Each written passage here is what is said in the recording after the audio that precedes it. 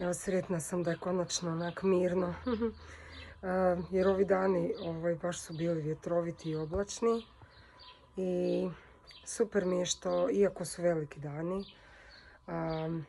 uz usisavanje i čišćenje, sam lijepo si stavila sluške sjetivši se da su Wi-Fi, Bluetooth, whatever, i odradila trening čišćenjem, tako da to mi je super.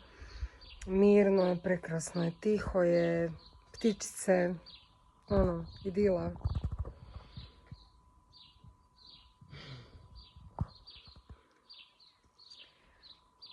Eto, ništa, uživajte ljudi i sretan Uskrs svima koji slave.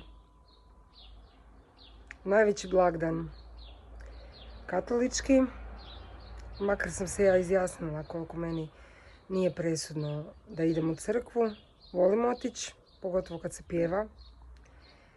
Zapravo sam većinu života i pjevala u crkvenim zborovima, tako da nemam ništa protiv, ali dogme i doktrine ću ostaviti u svojem nekakvom modusu hibridne duhovnosti. Eto, baš sam inspirirana i muzikom koju sam slušala dok sam čistila,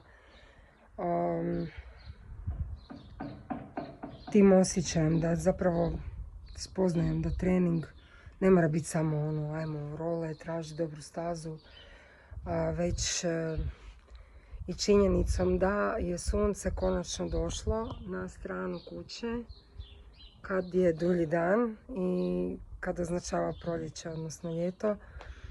Imam čak ideju da ovdje da stavim nekakav bazen, temu nudi sve. I povisila bi malo ogradu, a to se moram dogovoriti sa svojima koji su u prizemlju. Dolje je parking, krovići, ptičice. Najviše vole kruhić. I onaj integralni sa sjemenkama. Držim kućicu za ptičice s druge strane, jer su tamo navikle da im dajem mrvice i komadiće kruha, tako, čipsek, cornflakes.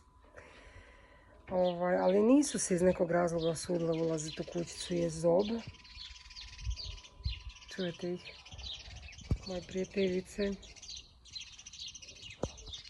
Uglavnom prekrasan dan, veselim se sutrašnjem danu sa svojom obitelji, kompletnom, dakle i svojim djetetom.